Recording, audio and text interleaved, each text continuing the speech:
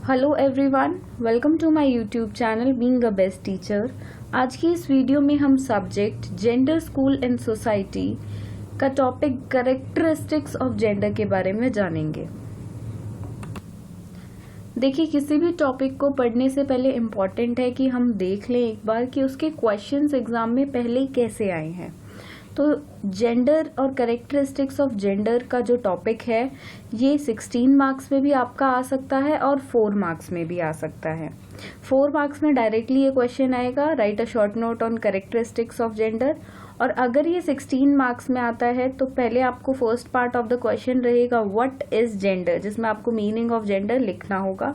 And second part रहेगा what are the characteristics of gender, जिसमें आप जो इस वीडियो में मैं आपको कैरेक्टरिस्टिक्स बताऊंगी वो लिखनी होंगी। जेंडर का मीनिंग उस पर अलग से मैंने एक वीडियो अपलोड करी हुई है जिसका लिंक मैं आपको डिस्क्रिप्शन बॉक्स में दे दूंगी। तो पहले आप वो वीडियो देखें and then characteristics of gender की वीडियो आप ये वाली देखें।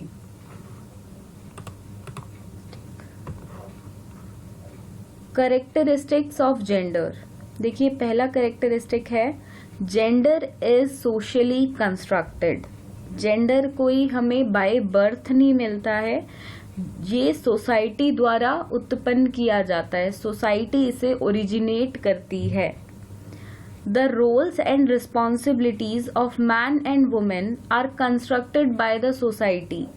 बाय बर्थ कोई मैन और वुमेन के रोल्स रिस्पॉन्सिबिलिटीज अलग अलग नहीं होती है, ये सोसाइटी होती है जो उनके रोल्स और रिस्पॉन्सिबिलिटीज को कि उनका क्या करना चाहिए क्या नहीं, क्या किसकी कर्तव्य है, क्या रिस्पॉन्सिबिलिटीज है, ये सब सोसाइटी डिवाइड करती है, ना कि बाय बर्थ ये मैन और वुमेन को मिला होता है।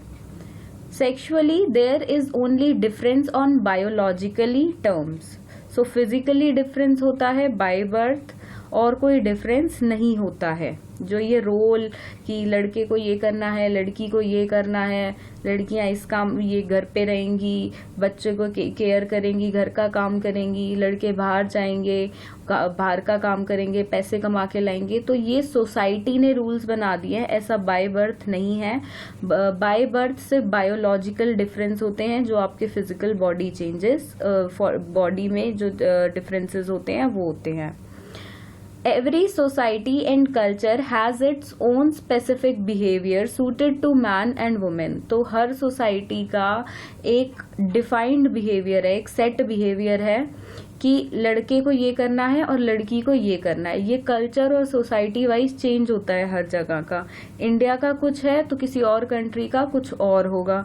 इंडिया में ही अगर हम अलग अलग नॉर्थ इंडिया साउथ इंडिया की बात करें तो नॉर्थ इंडिया का अलग है, साउथ इंडिया का अलग है।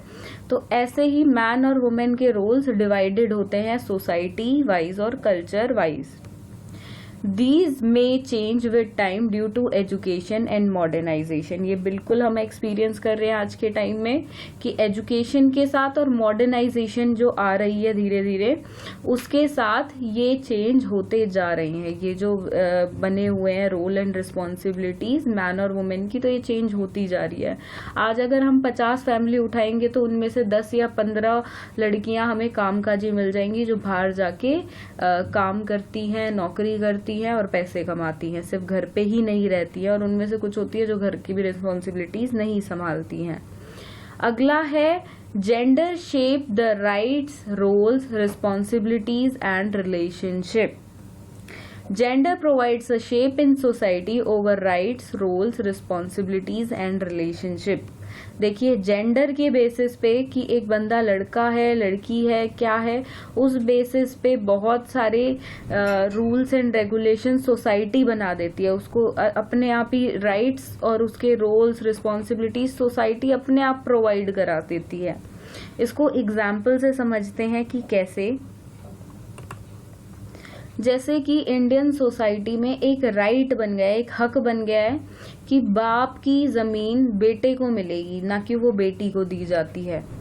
देखिए, अब एजुकेशन और मॉडर्नाइजेशन के साथ ये चेंज भी हो रहा है, पर अब भी 50 में से अगर आप 40 केस देखोगे तो वो आपको ऐसे ही मिलेंगे। अब भी ऐसा हो रहा है और आप किसी ग्रामीण क्षेत्र में जाओगे, मेट्रोपॉलिटन सिटी की बात नहीं करते हैं हम, तो वहाँ पे तो पूरे यही रूल चला रहा है कि बाप की ज़मीन, पुश्तैनी ज़मीन या पुश्तैनी प्रॉपर्टीज जो भी है वो बेटे को मिलेगी, ना कि बेटी को। उनका हक ही नहीं होता है इस चीज़ में।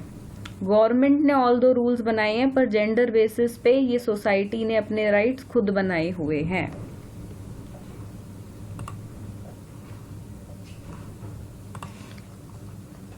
तो ये एग्जाम्पल आपको बिल्कुल मेंशन करना है अपने एग्जाम में, जैसे कि मैंने लिखा हुआ है at the top of the sheet, you can see.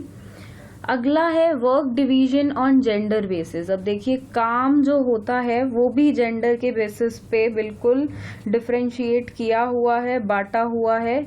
जैसे लड़का है बाहर जाएगा, पैसे कमाएगा, घर में लाएगा, घर की रिस्पॉन्सिबिलिटी उसकी है पैसों से घर को चलाना, पैसे देना घर में, वहां तक सीमित है।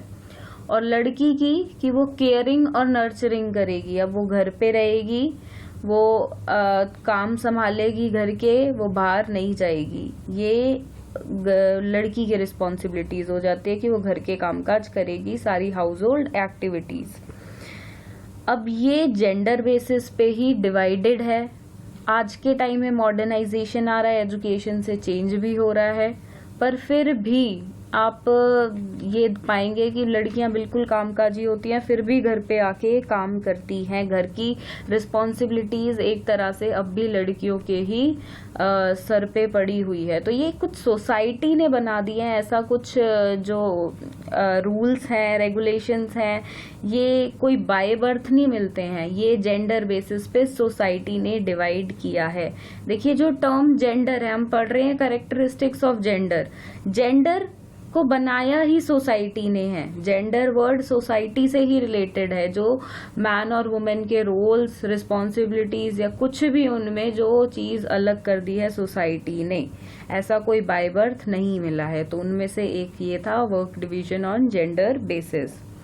अगला है power is driven by gender. अब देखिए पावर जो मिलती है वो भी जेंडर के बेसिस पे मिलती है, सत्ता।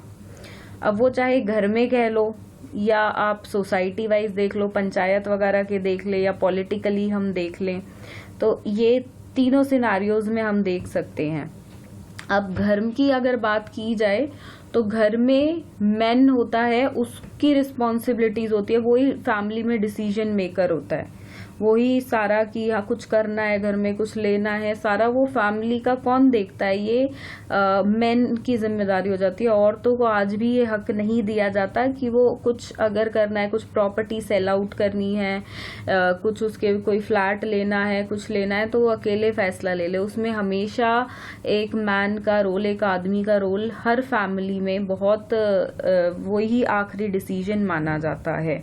अकेले औरत नहीं कर सकती है आज के टाइम में भी। So powers are given on the basis of gender, बिल्कुल पावर जेंडर बेसिस पे दी जाती है। Many people still thinks that man is going to be the person with power in society. बिल्कुल ये बहुत सारे लोगों की सोच आज भी है कि आदमी के पास ही पावर रहनी चाहिए, औरत पे नहीं जानी चाहिए। अब गवर्नमेंट ने रूल्स एंड रेगुलेशंस बना दिए, पंचायत में भी कि इतनी महिलाएं होंगी, एक आरक्षण दे दिया, पर कुछ लोग आज भी ये हजम नहीं कर पाते हैं कि लड़कियां सत्ता में आ रही हैं, वो लीडरशिप संभाल रही हैं। तो ये आज भी कुछ लोगों को बिल्कुल हजम नहीं होता है। तो यही है लास्ट पॉइंट हमारा, some people can not accept, वो एक्सेप्ट ही नहीं कर पाते हैं इस चीज को कि फीमेल्स लीडरशिप पावर में हैं, वो भी डिसीजन मेकिंग की पूरी हकदार है, वो भी फैसले ले सकती हैं।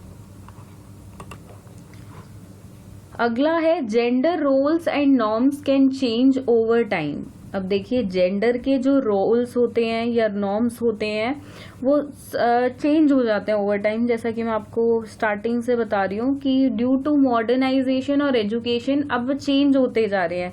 वो पहले वाली स्टीरियोटाइप सोच कहीं ना कहीं कम होती जा रही है, और क्या पता फ्यूचर में एक टाइम ऐसा आए कि ये इस जिस हद तक पहले थी उस हद तक ना रहे या खत्म ही हो जाए, बिल्कुल ऐसा हो सकता है।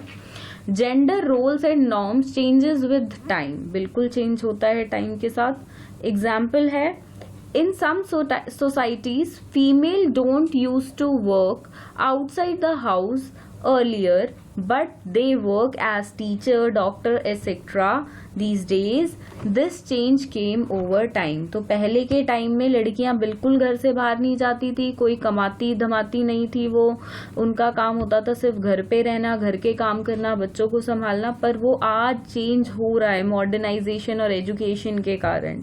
अब वो भी बाहर जाती हैं, वो भी कमाती हैं, बहुत बहुत अच्छी पोजीशंस पे हैं, टीचर हैं, डॉक्टर हैं, सीए हैं, और भी बहुत अच्छी पोजीशंस पे लड़कियां काम कर रही हैं। लास्ट पॉइंट है हमारा favouritism on the basis of gender. तो सोसाइटी का जो एक फेवरेट जेंडर बन गया है वो है, चूज किया है सोसाइटी ने मेल को, अगर हम उनको फीमेल से कंपेयर किया जाए तो।